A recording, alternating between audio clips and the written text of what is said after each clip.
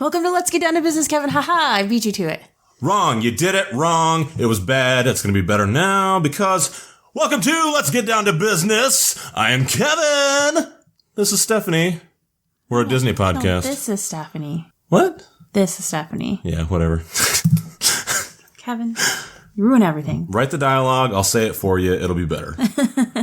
Give you a script. Yeah. Yeah.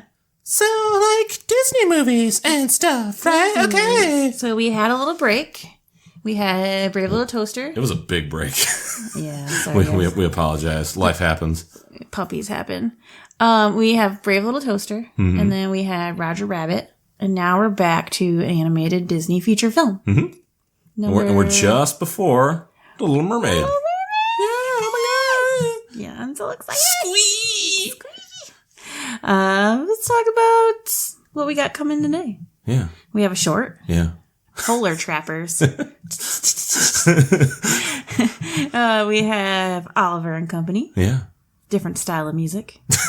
And A little bit longer. a little bit longer. Yeah, not very short. Yeah. So yeah, let's jump into this. Let's get down to the small business. Mm-hmm. You ready? You're looking at me like... I am always ready. Okay. Okay. Kevin, Yeah. let me tell you about Polar Trappers. Please do. It is a 1938 short with Donald and Goofy. And it's 8 minutes and 20 seconds long. Yep. Although the YouTube video that we watched was like 8 minutes and 2 seconds. Yeah, and then there was another one that was like 15, and I was like, that seems a little bit longer. Weird. What's up with the discrepancy? Really weird. Is this in slow motion with like subtitles and stuff? It had an intro and an outro or something. I don't know. So this involves Donald and Goofy being somewhere cold. Yep. They don't say where. Probably Antarctica. Just it sounds good. What about the Arctic? Well, I mean, they're polar trappers, so either of the north or south. True. Good deductive reasoning. Yeah, you know. And they are owners of Donald and Goofy Trapping Company. Mm-hmm. And we bring them back alive is their slogan, which you know because there's a sign. Yeah. And Goofy sings it a lot. And Goofy's setting up a trap for, I don't know, something. For walruses. It says walrus bait, I think, on the bucket. That's funny. Yeah. And meanwhile, Donald is in the kitchen of an igloo preparing some beans. Yeah. Lots and lots of beans. Piles of cans of beans. But he looks out the window of an igloo. I didn't know they have windows. It's missing a block, yeah. It's either poor craftsmanship or a beautiful window. So it'd be quite a breeze that comes through there, a draft. But he looks out the window and he sees a female penguin. Yeah. And he imagines her as a cooked penguin? A chicken. Looks like a chicken. Looks like a rotisserie. Rotisserie chicken. And I thought to myself, would this be cannibalism? I kind of thought the same thing. And I was going to ask you if you looked on the Wikipedia... if you looked on the entry to see if ducks are cannibals, or not cannibals, but carnivorous or not. I don't think so. Yeah, I have no idea. Yeah, I mean, they're bitey and they're mean. I would have to think that they eat like fish or something like that, but... Ducks? Yeah. I don't know. Don't they eat fucking bread? Yeah. Actually, don't feed them bread. Yeah, it's not recommended. Alka-Seltzer is the proper food. Enjoy that belly, bitch. Yeah, I killed a snake today. With a rake. With the business end of a rake. I did it for you. Yeah, I know. It was noble. Myself and Indiana Jones, thank you. I have blood on my hands. Not literally, but it's definitely on our patio. Anyway, dead penguins or something. I don't know. She's not dead. He wants her to be dead. He wants her to be so that he can eat meat. Was he saying fried chicken? Probably. Or fried penguin. I couldn't tell what he was saying. I don't but know. He wants to cook this penguin. Yes, absolutely. So he goes out there and he's dressed in like a fancy coat. Well, no, he's got his penguin costume on. He's got a frock and a suit coat, and it's got the coattails and stuff like that on the back. So he looks milder like a penguin. And he approaches her and he does a little courting dance. And she does it back. Yeah, but she's not really reeled in yet. So he opens a box from Spiffany. Yeah, Spiffany's. Yeah. And it's like a really fancy fish. Mm-hmm. So he like lures her to this, like, was it a tree trunk? Yeah. And he has an axe waiting for her. So he puts the fish down, and she bends down to nab the fish. And he cuts her fucking head out. No, I'm kidding. He cuts the log in half, and she moves her head out of the way just in time. It's true. That's what happens. Sorry, I was just thinking about that snake. Oh, good God. Come on. But yeah, so he almost axes her, but she gets away. Yeah. So then... Axes her? Yeah. A question? Axe. Kevin. So we cut back to Goofy, who is baiting walruses. And as he's turned around... Walrus? Walrus? Walruses. Anyway, a walrus. Yeah. Is there behind his back, poking out of the hole in the ice. Mm-hmm. And he just takes the bait. He steals the whole bucket of fish and takes it back under the ice. Yeah, he runs to a cave or something, an ice cave. So Goofy puts on his walrus disguise. Yeah.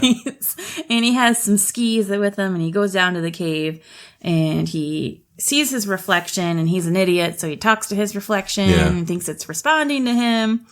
And then he enters the cave, and he had echoes. Did you say that he puts the walrus costume on? Yeah. Okay, yeah. Because he puts those awesome little tusks and stuff like that, and the furry face. He has a snout with big teeth. Yeah. Yeah.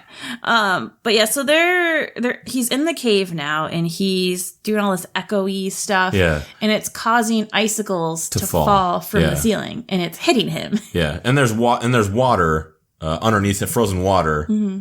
And when he gets up and walks around, he's got a frozen icicle on his ass. Yeah, because he fell in the hole in the water. At one point, he sneezes, and that makes all the icicles fall down on him. And for all my gamer nerds out there, this scene reminds me exactly of the winter cave icicle scene from Final Fantasy VII. It looks exactly like that. I like to think this is probably where they took the inspiration from 60 years earlier. Whatever. Yeah. Sephiroth? Hater. Sephiroth. He's in the game. Yeah. I just like to give you a hard time. Okay. We go back. One-winged angel. Am I right? We go back to Donald, who found a whole flock of penguins. Flock of penguins? That sounds like a legit band. But I should know this because I made my students watch a documentary about penguins, and I can't remember what the group is called. It's a flock. I don't know. Do I need to look this up? You can if you want to, but I don't really care. For accuracy. No fake news on this podcast. Yeah. We strive for accuracy. What do you call a group of penguins? What do you call a group of crows? It's a murder, you idiots. Oh, it's called a rat. Oh, wait. A group of penguins is called a colony or a rookery or a wattle. Hell yeah. For when they're on land. When they're in the ocean, they're called a raft. Sweet. Kevin, give me a raft of penguins. So he comes across this group of penguins, and he pulls out a flute and starts pipering them. We're really struggling with terminology here. I feel like we're fucking up. I think that's a legit term. He's leading them back to camp. Yeah, they're not lemmings. I mean, but there's this little baby penguin, and he walks in front of Donald, and he envisions him as a little tiny fried chicken. Yeah. And he was like, meh. He just kicks him off to the side. He's like, get the fuck out of here, dude. Too small. Yeah. So, I mean, in this very one small instance, I would like to give Donald Duck a little bit of credit because he's not a fucking child murderer like your boys in Alice in Wonderland. Yes. So, kudos for that. Nice job for once, you fucking sex maniac. We know how Kevin feels about child murderers. It's only cool if they're teenagers. So anyway, he keeps pushing this baby penguin aside, and eventually he leaves him behind. And this penguin has one tear, solitary tear, falls down his face and onto the snow, and the drips of the tear all come together, like T-1000. Yeah. Damn, baby, you got Final Fantasy and Terminator reference. You think I'm fucking around, right? So that tear starts collecting snow, and it builds as it goes downhill, and it gets bigger and bigger. And all these penguins dive under the snow, but Donald's an idiot, and he's not a penguin. So he runs from it, and eventually he meets up with Goofy, and they're both running, and then the snowball gets them both. Yep. And they crash back in it smashes all over their, it's not a hideout, like a but camp. their base of operations. Yeah. And they get imprisoned inside, and Donald gets hit with a couple of cans of beans and in his mouth. Yeah, and just, cusses his life. Yeah. It was pretty fucking hilarious. This is a good one. Yeah, I liked it a lot. Donald and Goofy make a good team. They do. And the fact this is 1938, that's an extra thumbs up. This is very, very good. It's like how when you have Donald and Pluto shorts. I think they work really well together. So yeah. Good slapstick. Not I don't know. It wasn't too creepy. I mean, outside of the murdery aspect of Mr. Donald Duck, the cannibalism. Yeah. But I think overall, we've been having kind of a lull with shorts. Yeah. So this was a fun one. Yeah, for sure. This was good. Okay. Polar Trappers. Get it. From trap music to Billy Joel music? Not Billy Joel. Who was it? What are you looking for? Huey Lewis in the news. What? Have you heard of Huey Lewis in the news? Oh, shut the fuck up. I'm the one that makes the movie references here, okay? All right? Oh, God. And I liked American Psycho before all that shit, man. All right? So... Hot takery. Oliver and Company. Yeah. Let's talk about it. You think so? You think we should? Yeah. Why? Because the show is called Let's Get Down to Oliver and Company. Well, fuck that shit. I didn't sign up for that. Why haven't I titled the episodes that? Why would you? This isn't Friends. True. You've never even seen Friends. And I'm better off for it. Whatever. I actually watch good TV shows. So Oliver and Company came out in 1988. Good year. 70... What? It was a good year. Why? Because you were barely born and I was 5. I was born. You were barely born. A year. Oh, whatever. It's 73 minutes long. The budget was $31 million. Budgets are going up. Billy Joel making that money. It was originally pitched as a sequel to The Rescuers, where it would have been like Penny and her adoptive family. Okay. And that was scrapped. Yeah. It was the first animation to begin production under Eisner and Katzenberg. Yeah. So we see. So obviously they're not, keeping the purse strings tight on this one. Yeah. It's based on the book Oliver Twist. Yeah, which I've never read. It makes me feel like a little bit of a plebe. I've seen the Wishbone version. Does that count? Probably more than what I've got. It's probably more accurate than this. Yeah. Wishbone! What's the story? Wishbone. The film was originally intended to be much darker and grittier, with the film opening with Syke, Sykes. He's the loan shark. Yep, he's the villain. He has 2 Dobermans that were going to murder Olivia's parents. No. Oliver's parents. Oliver. Oh, the cat. Yeah. Yeah. Jesus Christ, babe. I know. I'm struggling. Yeah. Let me try that again. So wait.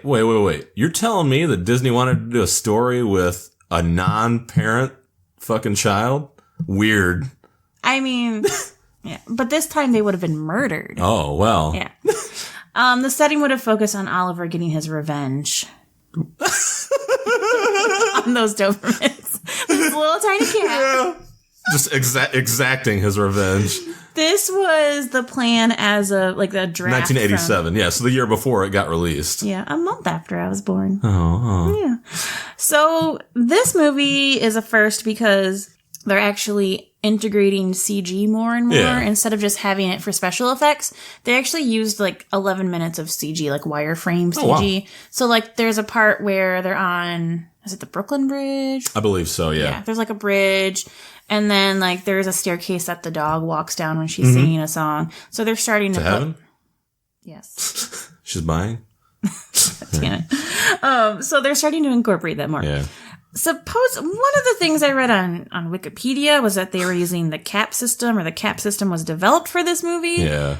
But in all of the research I've ever done with Disney stuff, CAP system wasn't used until... parts of Little Mermaid, and then all of Rescuers. Well, this is close enough. That's entirely possible. I mean, they could have been developing it, but I don't think it was used in the movie. Okay. Nothing looked like it in the movie. Yeah. Some of the backgrounds looked a lot like 101 Dalmatians. I could see that. I read that they were similar to that. And then to get the feel of a dog's point of view or cat's point of view, the animators... they went to the city and they took photos with they had a stick with a camera on it, and it was 18 inches off the ground, and they would get a photos. Foot and a half, yeah. Yeah. So that's how they got the look. That's pretty cool. Yeah. doing their research. Yeah. This is also the first animated movie to have product placement. So Coca-Cola, Sony, Ryder Truck Rentals, USA Today, etc. But they said this wasn't done for profit. Oh, it's sure. it's New York. It's Times Square. See, that's fucking horse shit. Don't try and sell me that nonsense. That's what they well, said. they can say whatever the fuck they want, but you could just say, like fucking brand X Cola or whatever. That's True. fucking horse shit. Fuck you. Gotta be realistic. Don't lie to me. Yeah. The cast on this, they wanted native New Yorkers. So Okay. a lot of the cast is from New York. Yeah. I'm sure that was very tough to find. Like Bette Midler was... Spoiler. Billy Joel, was he from? I think so, yeah. He's from that area. Every time I see Billy Joel, I think Billy Joe. Like Armstrong? Yes. Oh, and it's really? throwing me off. Ooh, Yeah, I can imagine him singing this song. So they have Cheech Marin as a Chihuahua in this movie. And he was saying that he didn't ad-lib as much as you would think. Okay. For him being a comedian, he actually stuck to the script. It was like... But he probably just accentuated it. Yeah, he said like he performed probably 75% of what was written because it was already fitting for the character. It was already super stereotypical, like a lot of the stuff that he ends up doing. True. Yeah. So Billy Joel, back to him, he performs a song in the movie. He auditioned via phone, and the reason he took the part is because... Did he do it by Skype? I'm staring at him right now. He took the part because maybe it was one of those like computer screens, Right. like those really big ones. Yeah. It was in his fucking car. Billy, we really want you to do this movie. Anyway, Mr. Joel. He did it because he had just had a baby girl, and he said, quote, "It's a great way to do something that my little girl could see that she could relate to right away." Yeah. As opposed to all the drinking. Yeah, I was going to say the drinking and driving and shit, yeah. She'll relate to that later. Yeah. Hopefully not. No offense, Billy. I love your work. I don't really know it, so, yeah. Oh, babe. Whatever. Yeah, we need to go see his musical. No. I don't think it's touring anymore. I'm good on all that. All right. So let's talk about this VHS. Don't touch my PowerPoint. We go through this every time. Don't fucking touch it. Okay. So now I don't even know what these notes mean because we watched it a week ago. They're bullshit notes. So there must have been an ad because I put live action 101. And I don't know what that means. Yeah. And then there was the computer ad where it's like, paint a masterpiece. Yeah. Match wits with the meerkat, where it's like gambling Yep. on the computer with Timon. Yeah, and there's like some ad trailers. They're bad. Yeah. They're really bad. Okay. So we start Oliver and Company. Yeah. We have a view of the city. We have some cheesy synth music, like super cheesy. Yeah. It sounds like something out of a fucking sitcom of the era. Yeah. Like you would see in like Perfect Strangers or something. I wrote, it's like a cheap knockoff of a Billy Joel song. It's called Once Upon a Time in New York City. And then I looked it up and realized it's Huey Lewis and the News. He didn't write the song though. Like none of them wrote the songs that they perform. Oh, weird. Yeah. You see people in the city. There's like a guy with like a boombox. Yeah. People walking by, and the animation is not good. It's not. It looks fucking cheap. Good. I put down, is this an after-school special? Yeah. I felt like that, or like it looks like a fucking TV show, like Saturday Tiny Toons or morning something. Yeah. Cartoon, or like a TV movie, Yeah. direct-to-TV movie. Yeah. And then, so there's someone who just puts a box of kittens out, and I don't know if they're for sale, but you can adopt them. Yeah. And one by one, the kittens get taken. And except for the orange kitten, nobody wants him. I don't know why, because So we have a couple of orange cats, and they're very bad. Orange tabby cats are the best. Yeah. And, so who just leaves a box of kittens on the street? In a thunderstorm, because then it rains. And there's, like, this, like, pouring down of rain in the box, and the box bursts open. Collapses, yeah. And the cat goes like streaming out into the streets. And then like there's some scary ass dogs that chase him. And he falls asleep in like an alley. Yeah. And then it goes to the next morning, and there's like passerbys on the sidewalk. And the humans are what makes this look so cheap. Yeah. The human animation is really bad. But so as this cat is exploring the streets, we also see a male dog with like a bandana around his neck. And some fucking sunglasses, because that's the thing that dogs do. Strutting. Yeah. Yeah, don't you feel like if you're in New York City and you saw a dog with sunglasses, you'd be like, what the fuck? Probably, yeah. It's like Pizza Rat was a big thing. Yeah, there's something up with this. Yeah. So this dog's like walking down the road and he sees a female dog and he's like smooching at her. Yeah. And I'm like, dude, like, leave her alone. Well, he's not going to. You know he's not fucking fixed. True.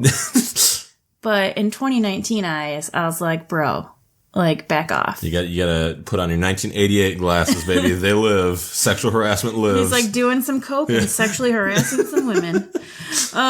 So greed is good. Back to the cat. He's trying to steal some hot dogs from a hot dog vendor. He gets chased off, and that's when he runs into the dog. Yep. And the dog's like trying to teach him how to steal hot dogs. He's a solid guy. He's trying to show him the ropes. Like, oh, young kid, you know what? Hey, stick by me. You'll be all right. What a nice guy. Hashtag nice guy. So the dog, shocker, keeps the hot dogs for himself. And then he sings a song called Why Should I Worry? Which Stephanie always fucking sings. That song's fucking catchy. It's not. It's really catchy. And it's sung by Why should I worry? Oh my god, that's not even close. Yeah, it's pretty close. That wasn't even close. That's super close, you guys. you guys. It's not even sound like this So song. much talent. You don't even know. Yeah. But yeah, so that song was actually pretty good. It was much better than the New York City song. So good job, you guys. It's a fun song. Anyway, always a fan of dogs and sunglasses. Yeah. At one point, we see Pongo walking through New York City. I did not notice that. No? No. You didn't catch it? No. I was like, what the fuck's he doing here? And he's still alive? Yeah. God damn. Pencil lines. Yeah. And so the cat follows the dog, who we learn his name is Dodger. Brooklyn. Wow. I did not notice that. Really? I thought it was like a draft reference. No. Oh. Bone Spurs. So he follows this dog and he ends up in their hideout. And then we have a Chihuahua who's voiced by Teach Marin. Of course. Shocking. An English bulldog with an English accent. Yeah. Wow. Hey, man, you gotta dig deep sometimes. Wow. This is what you spent $31 million on. They wanted Patrick Stewart to voice the bulldog. Yep. Except he But was luckily, busy. at this time, Patrick Stewart was busy with The Next Generation. You might have heard of it. Star Trek. Yeah, I don't know. It wasn't that big. It was kind of this like small TV production. It was kind of bad at the start, actually. But yeah. Never seen it. Anyway, And you're going to talk shit about me. I've never seen it. Nerd. So Dodger passes the sausages on to his crew. There's like a female dog too. Yeah. I don't remember her name. I forgot what kind of dog she is too. Anyway, who cares about her? So he's like telling them like, oh yeah, I had to fight this like vicious, was it a cat? Yeah. Like, oh, like just making up this whole story. And then the cat falls through or like ends up in the room somehow. Yeah, he falls through the ceiling. And they all make fun of him. Yep. Like, you're an idiot. So then they all have a dog pile, which they say, dog pile! Ah ha ha. Ah ha ha. Ha ha. And then a homeless guy walks in. Yeah. Yeah. What do you mean, yeah? He's like the owner of all these freaking dogs. Yeah. And what they're supposed to be doing on the street is gathering up a bunch of valuables for him so that he can pay his debts. Because obviously, this man is homeless, but it's because he's very bad with his money and he has trouble taking out loans that he can't cash. Yeah. He's a very nice guy, though. Yeah. With bad teeth. Yeah, but he's a nice guy. He's a good heart. Voiced by Dom DeLuise. He's a good heart. Yeah. So in come these Dobermans because they belong to the loan shark that Fagin. Yeah, the homeless man's name is Fagin. Anyway, he owes money to the scary rich person whose name is Sykes. How do you know that he's rich? Just because he's driving in like a limo? Yeah, look at him. Did you see his suit? He's fucking smoking cigars. I just figured he was like a mafioso type. Yeah, and they're probably rich. I guess. Yeah. He's got some mean ass Dobermans. Yeah. And I wasn't aware that there was any other kind, but they're good dogs. Okay. I mean, we have a mean ass Rottweiler. I guess the Dobermans see Oliver and they talk shit to him or something. I don't know. I don't know what happened. I wasn't really paying attention. But the other dogs defend Oliver, and then the Dobermans leave, and then Fagin sits down and reads all the dogs a lovely little children's book. What a guy. I know. Story time. Anyway, so Oliver and Dodger were snuggling when it was time for sleep. Oh, he's actually a nice guy. He's a softy. So the next day, it was time to hustle. And they sing a song called Streets of Gold. And I wrote, Jesus Christ, this is so 80s. And they get into, the English Bulldog decides he's going to hustle this limousine, like he's going to go in front of it and pretend like it hits them. And they're totally slipping Jimmy that limo. Oh, absolutely. Yeah. And inside that limo is a girl named Jenny. Yeah. Jenny. I can't not say it that way. And she has really shitty parents. Yeah. Because they're just not there. It happens, man. Yeah. Sometimes, you're a career-oriented person. Yeah. Your kids take a back seat in the limo. Anyway, the butler driver guy is out with the dog trying to figure out what happened, and he's causing a scene. Meanwhile, the Chihuahua and Oliver get into the car, and the Chihuahua is trying to hotwire it because, of course, he knows how to do that. You guys can fill in the lines yourselves. What's the Chihuahua's name? Tito? Yes. Yeah. Yes, it is. Trying to hotwire a car. Like Teach Marion. Got electrocuted. Yeah. Are we allowed to do that accent? You are. I probably am not. Okay. Just thought I'd ask. Yeah.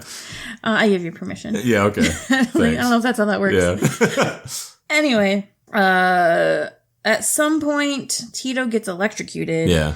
And something goes wrong, and Oliver ends up being left behind in the car, and Jenny saves, because he's wrapped up in the wires. Yeah. So then Jenny grabs him and saves him. And they take him home, and the butler is like, we need to ask your parents.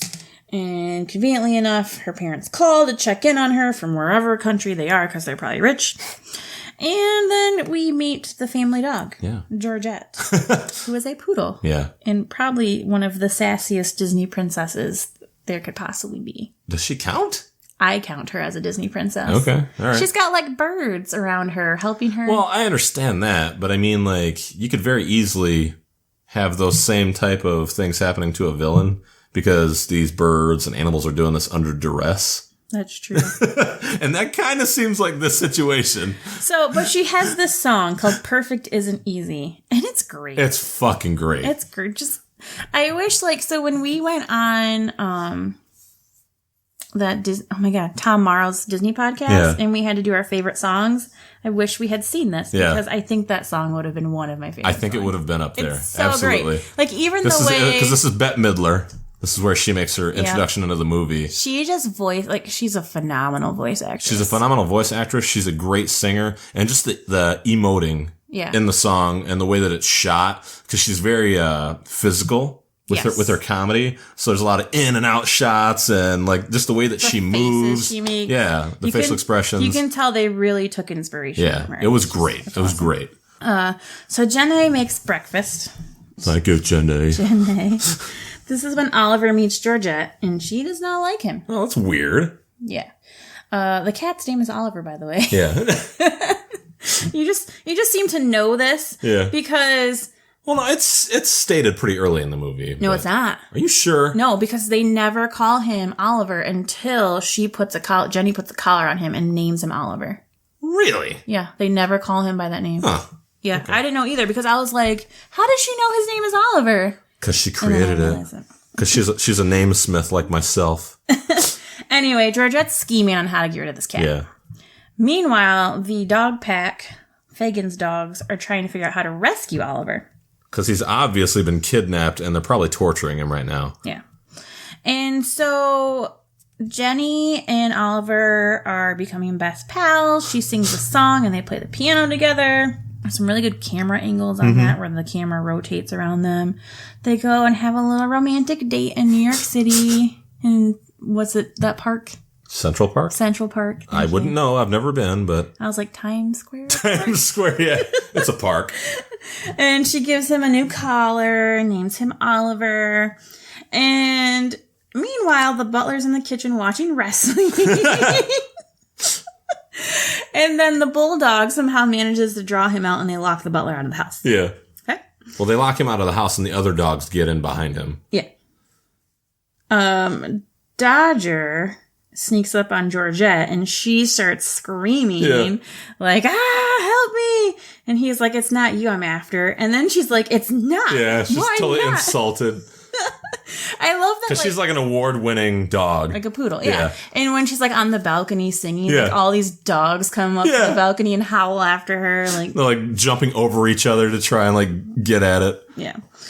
So they're there for the cat and to save the cat. And at this point, I'm like, this movie's not so bad. Not as bad as I thought in the beginning, the first 10 minutes. Oliver's like, I don't want to leave. I want to stay with Jenny. Yeah. Okay. This is when Fagin comes up with the scheme. He takes Oliver, or they take Oliver back, and Jenny comes home, and Oliver's gone. Yeah, Oliver's gone. Yeah. I wrote that Georgette was also getting in that exercise. Just watching like a aerobics. Yeah, like some Jane Fonda shit. And she was happy that the cat was gone. Absolutely. Yeah. So their plan is that they're going to hold Oliver for ransom. That's a very good guy thing to do, babe. Fagin sends... I'm not on board with you, by the way. Fagin sends them... Well, he doesn't know that Jenny is a kid at the time. It doesn't matter. Oh, no, okay. You're like, oh, well, these rich people have a cat, so you know what? I'm going to hold it I'm going to hold it hostage for a ransom, because I'm totally a nice guy. That's not a good guy to think to do. He's got a loan shark to pay off. That's too bad, man. Anyway. Financial responsibility, He writes a note. Dear Mr. Very Rich Cat Owner Person. which is it. That's what he says. I'm not joking. Yeah. It's literally what it says. And Georgette is like so sad, but not really. And then Fagin goes to see Sykes because he's telling him like, I got your money, bro. Like I came up with a great plan. This is going to work. It's probably going to come with interest. When he walks into his office, Sykes is telling someone on the phone, start with the knuckles. Yeah. And then I also hear cement shoes. Yeah. Yeah. So it's going to go well for this person. Yeah. He's obviously a pretty, reasoned, and easygoing guy. They're like out by the docks. They're like in a shady part of town. Yeah. When he goes to see Sykes. Well, Jenny is going to meet him via the ransom note. Yep. And she takes Georgette with her. So they're on a rescue mission. And this is when she meets Fagin. And Fagin realizes that she is a child and that she brought her piggy bank. And that he's a piece of fucking garbage. So. I wrote Jenny brought her piggy bank.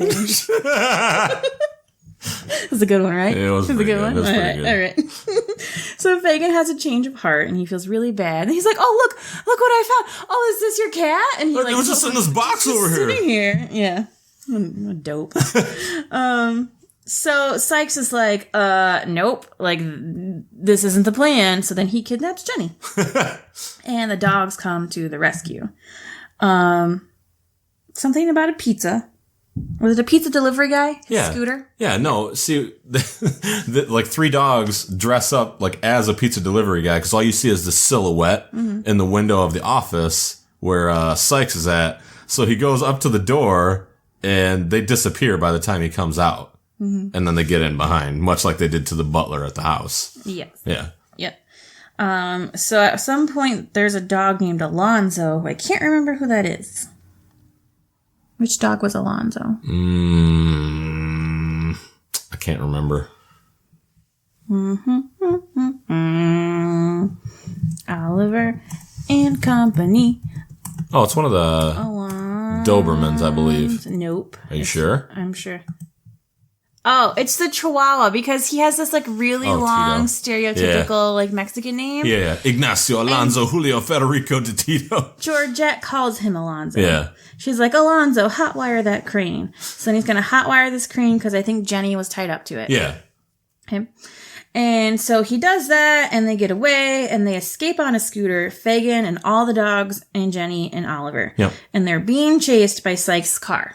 By the limo, yeah. Is it a limo? I thought so. Or is it? That was like a Cadillac-ish. Oh, yeah, I suppose. Yeah. Anyway, so he's chasing them and they go into the subway. Yeah. Yeah. They eventually get in the subway. They get in the subway. And his car just rolls in there, you know? Yep. It's easy access. This is getting very serious. Yeah, the fucking New York City transit system is legit. Yeah. You can fit a whole car in there. Absolutely. So now they're on the subway track, and you said something about, like, the cable. You're like, don't touch that third cable. The third rail. Third rail. Yeah. Yeah.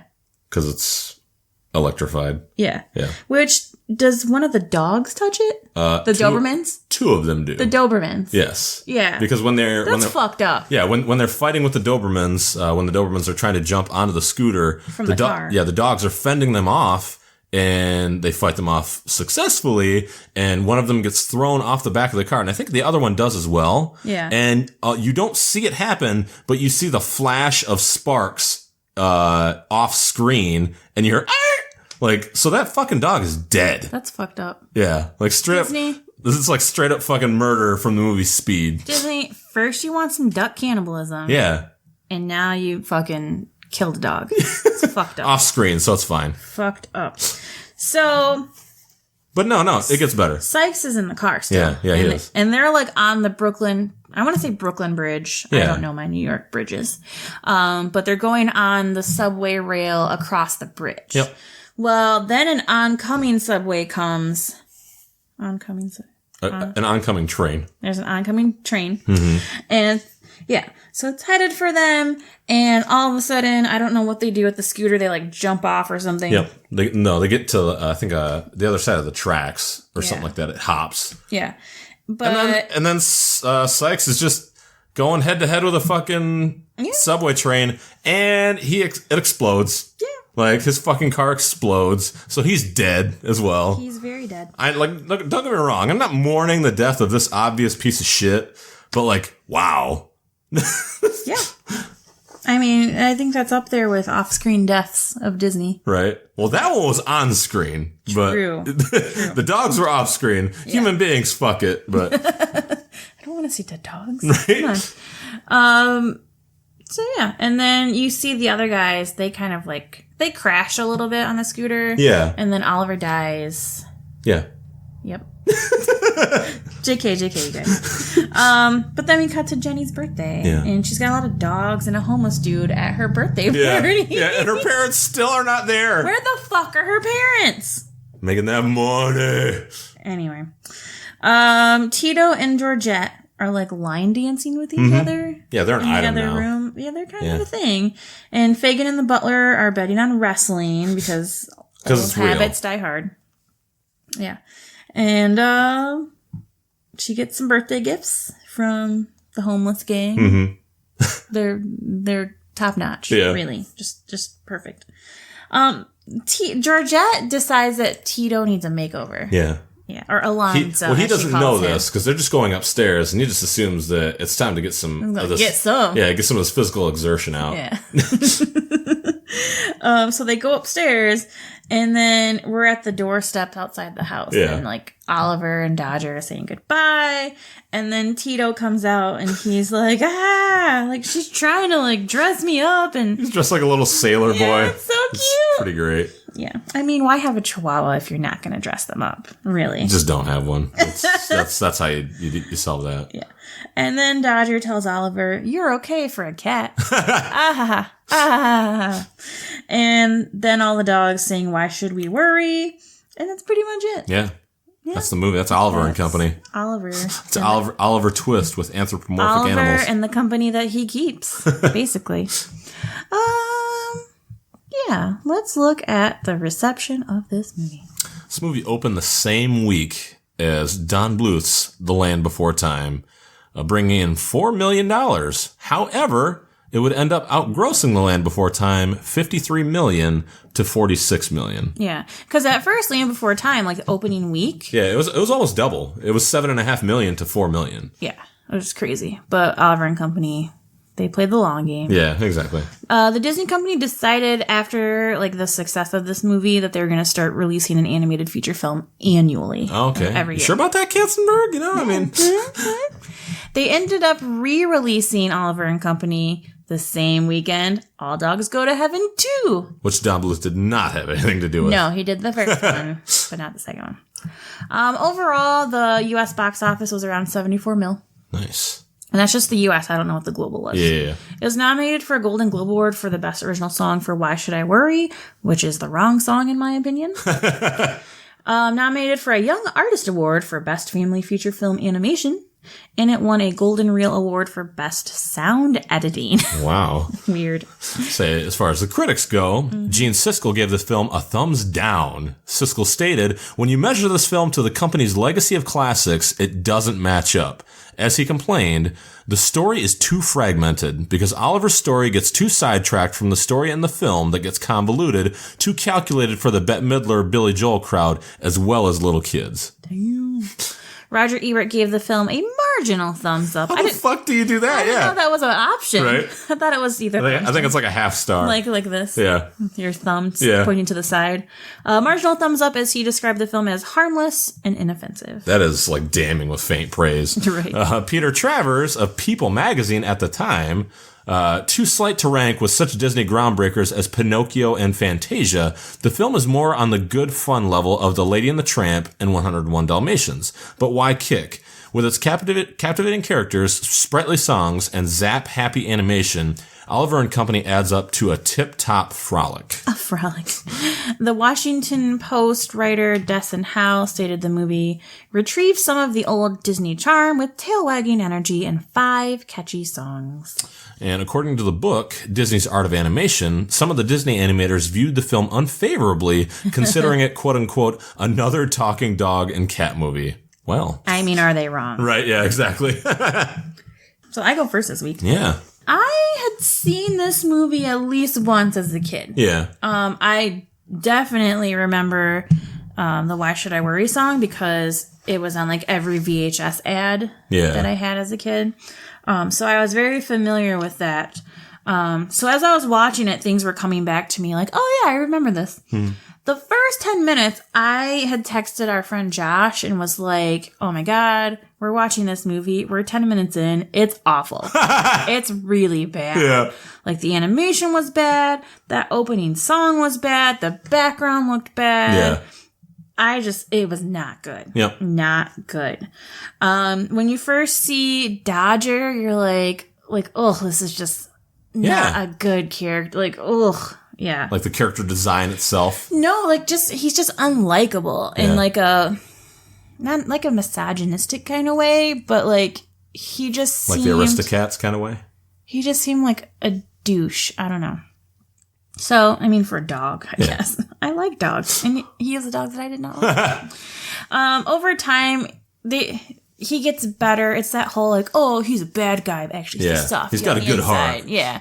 But when you first meet him, you're just like, he's not even like a bad guy. He's just a douche. Yeah. So anyway, I mean, it wasn't terrible as it went on. I think the musical numbers really saved it, especially Billy Joel's and especially Bette Midler's. I think when Georgette comes in, she steals the movie. It's like a tour de force, yeah. Yeah, she's great. She needs her own animated movie. Yeah, so I think Georgette is what turned me around on this. Is I was like, this is great. Yeah. Well, not great, but better than terrible. Yep. So overall, I mean, it's watchable. Yeah. I think the first 10 minutes are really, really bad. Yeah. But overall, it's a cute story. It's just, like they said, another cat and dog story. Yeah. The music's catchy and fun. Should you rush out and go watch it? Meh. But, like, if you have an opportunity to see it, you could see it. Yeah. But it's not groundbreaking in any way. Even with the CGI, like, it's cool to see, and, like, they did some really nice stuff, and it blends really well. Like, I wouldn't have been able to pick it out or, like, know, like, oh, yeah, that was CGI. Yeah. So it's cool that they're starting to integrate this stuff because it's going to become more and more prominent. But overall, it's an okay movie. It's pretty good. Mediocre.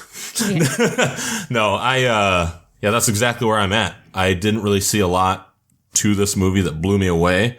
The only stuff that was even in that realm was Bette Midler, like we said, Georgette. Like, I echo everything you said about the song, the character. She is great. Like, once we got to that scene, like, I was laughing out loud. Yeah. And just like, it was so enjoyable to watch. But everything before that, it was just really paint by the numbers. Like I said, I'd never read Oliver Twist before, so I don't have any frame of reference. Mm-hmm. But it was just a very, very standard story. It felt like the characters were just the same caricatures that you usually see. The voice cast was decent, but nothing super amazing. And like I said, I'm not familiar with Billy Joel, so that's not going to draw me in. And seeing this doesn't do anything to push me any further in that direction. But aside from that, like the biggest thing, I didn't really have any attachment to Fagin, even though Dom DeLuise was fine. And just the rest of the dogs were okay. But Sykes himself was a decent villain, but there wasn't enough of him in there. Yeah. So even though, and we didn't talk about him at all, Robert Loggia was the voice of Sykes, who I love, because I always think of that, the orange juice ad with Robert Loggia. What? Did you ever see that? No. This little kid, he comes in, and Robert Loggia is just sitting at his breakfast table, and he says, "Hey, Jimmy, you been drinking your orange juice? Come on, Jimmy. Drink your orange juice. I'm Robert Loggia." It's fun. If you guys have not seen that commercial, look it up. It's fucking gold.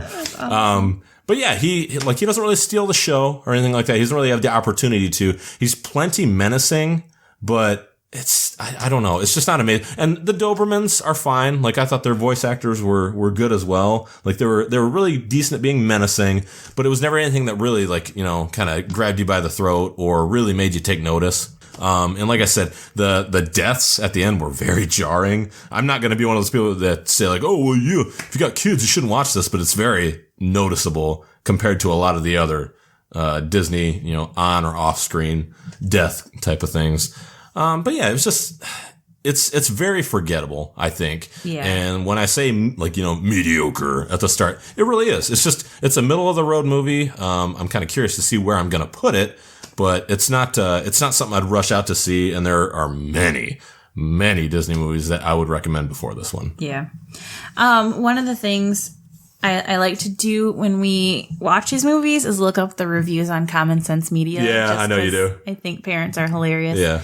And there was a lot that were like, Common Sense Media says this is good for children 7 and up. Yeah.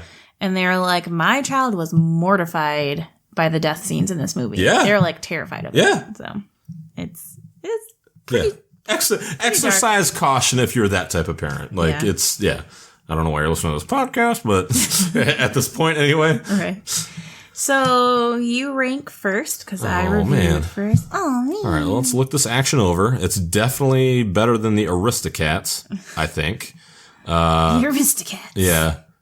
I would I don't know if I would say it's better than The Fox and the Hound, because you'd put Georgette up against the bear scene, I think. You know what I mean? Like, that's pretty tough. It's in that same vein. I think the music is better. Yeah. You know what? I'm going to put it just behind The Fox and the Hound. I think it's like a 1A, 1B. I don't know what list these fuckers are at the top of, but for the sake of argument, like, they're in the same neighborhood. I don't think it's as good as The Jungle Book or Pete's Dragon or The Great Mouse Detective, so I think that's a pretty solid spot for it, because it's definitely better than the Aristocats, Fun and Fancy Free, and Three Caballeros for me. Yeah. And Fantasia. Man, that really fucking hurts. Like, Fun and Fancy Free was Mickey and the Beanstalk and correct. Bongo the bear? And the baby, right? The super smart baby? No. No? Which one was that? Fun and Fancy Free, I think, was just those two. Oh, okay. Yeah. Melody Time, Fox and the Hound. I think I'm going to put it... what do I like better? Fox and the Hound or this? Well, you said the music's better, so. The music is better. I'm going to put it... I'm just trying to decide because I have Jungle Book, Sword in the Stone, Fox and the Hound. I like the music better than Fox and the Hound, and Georgette better than Fox and the Hound. But it's not better than the Jungle Book. Yeah, that's what I'm like. Because Shere Khan alone is better than this movie. Yeah, I'm trying to just decide before Sword in the Stone or after Sword in the Stone. I don't think that we like the Sword in the Stone that much. Yeah, you fell asleep. Well, I mean, there were some decent parts in it, but overall it was pretty underwhelming. Yeah. So I think I'll put it behind Jungle Book, putting it at 21. Yeah, so mine will be 19. Like I said, super middle of the pack, maybe lower middle. Mm-hmm. Yeah, and Stephanie's is just slightly below mine. I was just looking and thinking, like, wow, you put Aristocrats way higher than I did. The Aristocats? Yes. Oh, yeah. You know what I meant. Yeah, I know. That is saved. It's locked in. Final answer. Our rankings are better than yours. Okay. What? Do they have rankings? If you do, they fucking suck. Are you guys ranking along with us? Good You better job, be. you guys. Next up is our short called Pedal to the Metal. Spelled like flower petal with a T. And The Little Friggin' Mermaid, y'all! Which is what Stephanie actually typed down. I would have just said The Little Mermaid. Yeah. Because I don't have an attachment to it because I'm not really a young lady. Are you ready for me to sing every musical number and also cry at the end? I'm not ready for that. I'm sick of you crying. Yeah, I've been crying a lot. It's been one of those weeks. Anyway, thanks for bringing that up to everyone. Right. God, babe. I'm going to tell my therapist. It's a dark time. I'm having a tough time. One more week of school. And now we have to watch these shitty movies. Oh, let's look at Little Mermaid, and then we have DuckTales the movie. I'm fucking pumped about that. The Rescuers Down Under. Yeah. And Beauty and the Beast, and then Aladdin. The live action? No. Never. Never the live action. Hashtag not my Jafar. All right. Well, that about sums it up. Yeah. You guys, subscribe, rate, review. Tell all your friends, family, acquaintances. I'm telling you to turn away after you're done talking. Do you have to yell? Our puppy's asleep. She's probably not asleep. She's probably asleep. Okay. She doesn't want to hear you yell. I don't want to hear you yell. You guys. Disney is our business. And business is good. Stephanie wants me to whisper because we have a puppy now and she doesn't want to wake up. But I think it's bullshit. I should be able to fucking yell right now. That's like ASMR. What does that mean? ASMR? Yeah. It's like the... Asthma? Yeah, it's asthma. Is that like a breathing problem? No, it's... It's the audio you can find on YouTube where people are like barely speaking. It's very soft. What? And like people get off on it. I was going to say, is that like a sexual thing? Yeah, because it was like a whole controversy. Oh my God. Side note. Speak to me softly, mostly. How about we wrap this up and then I'll tell you off mic. I guess. Okay, you guys, bye. Yeah, see you later. Fuck See off. ya, bye.